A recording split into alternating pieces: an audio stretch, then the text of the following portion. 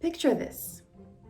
You're in your office and your boss or your colleague yells at you that you shouldn't have done what you just did, and you are now going to go to your office and sit for 10 minutes to think about what it is that you did, and then you can come back out and apologize for what you did.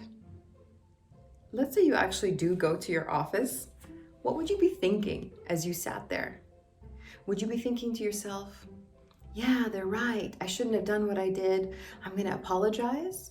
Or would you be thinking, who are they and what right do they have to punish me like this, to isolate me like this, or to even tell me what to do? And it's all the fault of that other colleague who put me here. That's why I'm here. This is exactly what's happening in timeouts.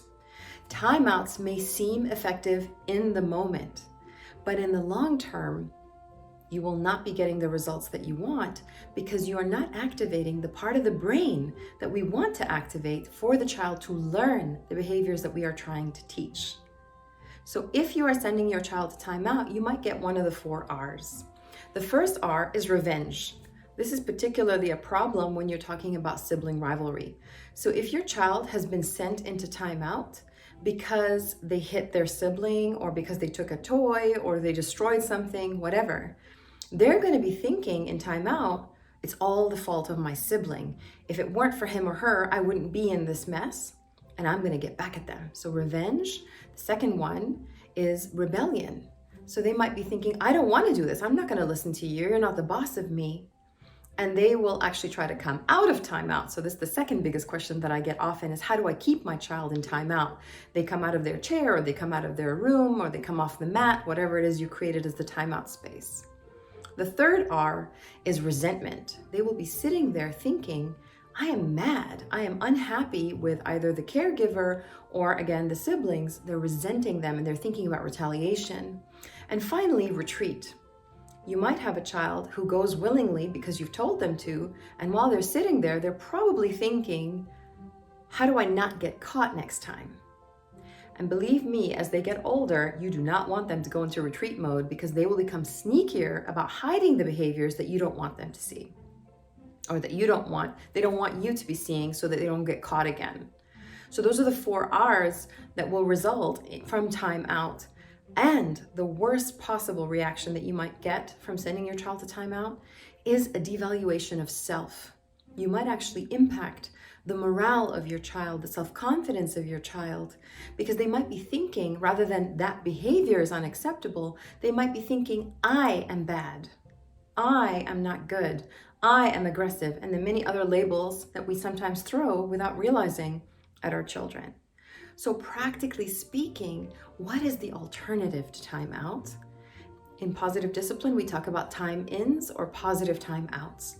And what that means is, the next time your child behaves in a way that you don't like and that you want to stop this behavior, the first thing you need to remember is that you have to self-regulate. Sometimes when they do something, we get triggered and we go into fight, freeze, or flight mode because our lower brain is accessed. What we need to do instead is breathe, self-regulate, and bring our own frontal lobe into control. So we need to keep our cool and think, what is it that I need to teach my child? Connect with your child instead. So if they've been hitting, you grab the hands, you say hands are for loving, and you hold them in an embrace if they like that, or you gently can pat their back, or whatever it is that your child finds soothing. Connect with them to make them feel loved. Once that upper brain is back online because they've not flipped their lid, then you can say to them very simply, let's sit over here and cool down. It looks like your hands want to hit. Come and let's sit down for a minute and take a few deep breaths together. You can both use this time to calm down so that you can think clearly. What is it that I'm going to do next? Once you've both had time to calm down, and this could be hours later, then you take the time to teach and train, because that is what discipline is. Repeat. You're going to have to repeat this a lot because that's how children learn. Here's what you need to remember, and this is based on Dr. Justin Colson's work.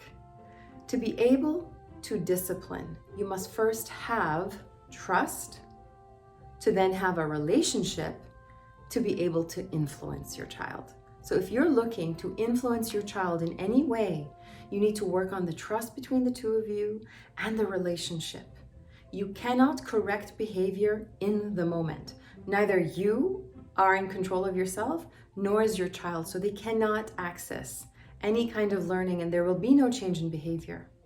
Timeouts might work in the moment, but in the long term, they may turn against you and they may bring you results that you don't want to see. So the next time you think about using timeouts as a disciplinary method, I want you to contemplate, if it works now, great. However, what will be the long-term effects of me using this? What is the message that my child is getting from me using this? And what do I want them to really learn? What is the behavior that I am trying to correct? So timeouts, good maybe in the short term, potentially hazardous in the long term. Time-ins buys you both the time to cool down, the connection to build, so your influence can grow.